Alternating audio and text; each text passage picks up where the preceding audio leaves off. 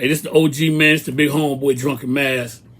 And I just want to take time to welcome you and yours to Sober Mind TV.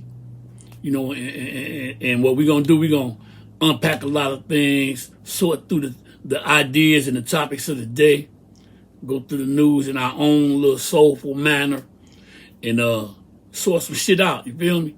My mom used to always say a drunk tongue speaks a sober mind. So with that being said, welcome to Sober Mind TV. Make sure you hit the subscribe button, like button, comment, all that. Let's unpack some shit. Okay, let's go on and get this thing started, man. The first, in the day's news, man, Dave Chappelle.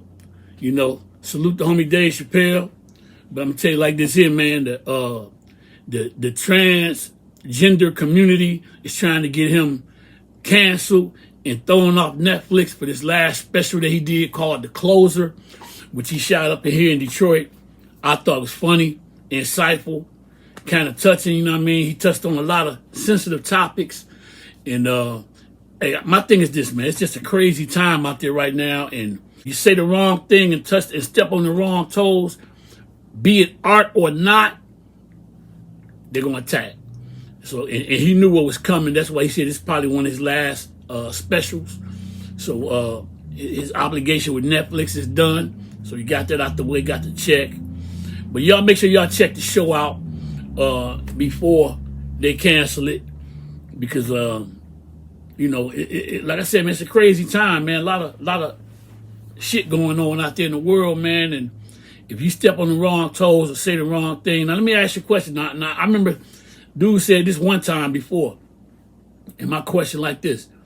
If Santa Claus gets caught getting his dick sucked, will y'all cancel Christmas? Just food for thought. You know what I'm saying? So with that being said, man, on to the next one. Pooh Shiesty. Pooh Shiesty, famous rapper, you know what I'm saying, locked up. He looking at life in prison for his alleged role in the armed robbery that happened in Florida. You know what I'm saying? Now, this is what happened. Pooh Shiesty's real name is Lontrell Williams. And he's accused of shooting a man in the ass during a robbery encounter at a hotel back in October of 2020. It included a rented McLaren, you know, all that flashy shit the rap niggas be having. And when he fled the scene with two others, a duffel bag with a Louis Vuitton duffel bag with like $40,000 in cash spilled out of the driver's seat. And according to the police, this is how they get you. According to the police, the investigators say that the serial numbers that was on one of the $100 bills matched something that he was flashing on Instagram days before the shit went down. And that's how they tied him to the robbery. You know what I'm saying? Now, in a separate incident, you know, and dude only 21, but in a separate incident, he's accused of pulling a semi-automatic pistol from his waistband and waving around at the King of Diamonds nightclub in Miami this past May. Allegedly firing a shot that hit a security guard in the ankle. And he's looking at a 4-count indictment, and his trial is supposed to start October 25th. But the judge presiding over Pooh Shiesty's robbery case has granted him and his co-defendants a joint motion to withdraw their request to continue the trial to December. Judge Michael Moore signed off on the order granting Pooh Shiesty's request and denying his original motion to postpone his trial to December. Initially, Pooh had asked for his trial to be pushed back a few months so his defense attorney could build his case, and the court documents showed that the federal prosecutors were not opposed to the motion, only asking that his trial be pushed back to February due to some scheduling conflicts. But apparently, Pooh Shiesty and his co-defendants had a change of heart after the prosecutors noted they would have time to prove at least 10 other serious crimes. Let's do it in the fish grease. You feel me? The judge noted and it's ordered that all the defendants believe that it would be in their best interest to proceed without going either further because they're going to get slaughtered. You hear me? Yeah. But here's the thing about the trial and these Fed charges and all that shit. They got a thing called penalty of trial penalty. If that's why the Feds have a 97% conviction rate, because if you take your case to trial, you might be looking at 10 to life, like I was. If you don't take the 10 and you decide to go to trial and lose, they're going to give you the life. So he's looking at life, and they're going to fuck around and max old boy out, man. So, prayers up.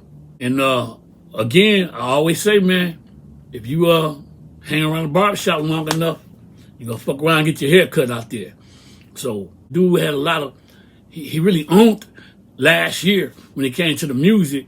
And now his destiny is in somebody else's hands because of an unwise choice that he made. So shouts out to Pooh Shiesty. I hope you get through it.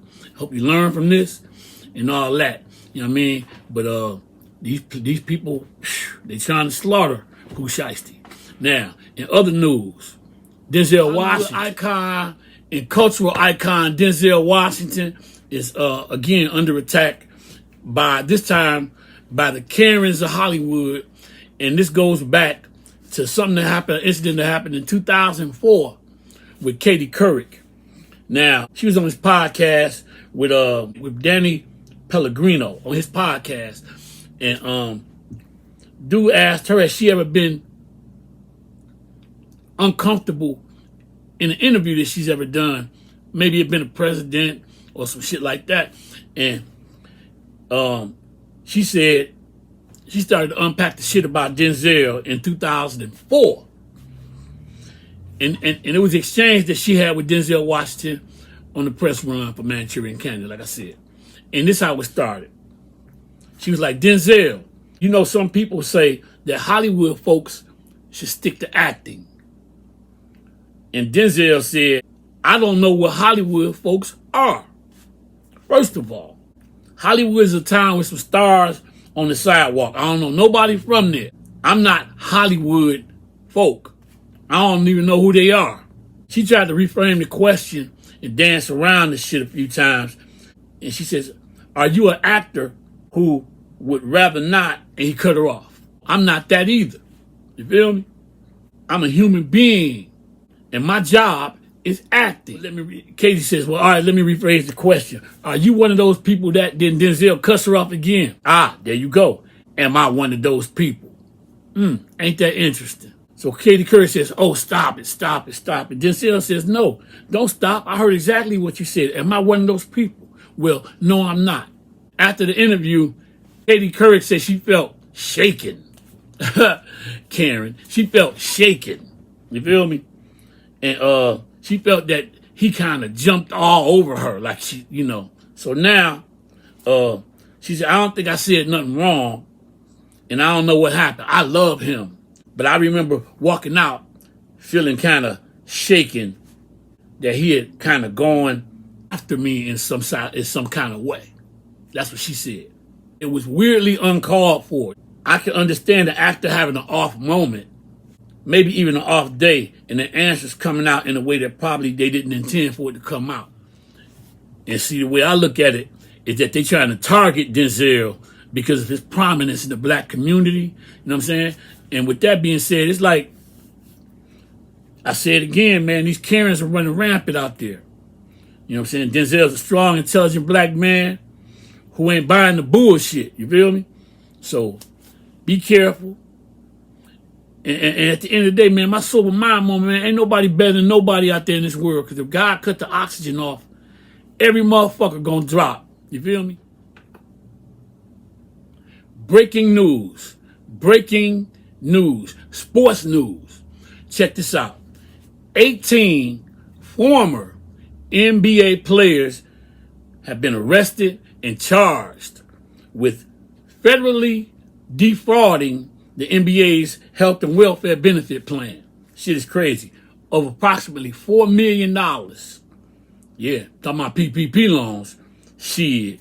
You know what I'm saying? Shit is crazy. But what happened, what's going on with that is that NBA player Terrence Williams, he orchestrated a plan to submit some fake paperwork to the NBA's health and welfare benefit plan.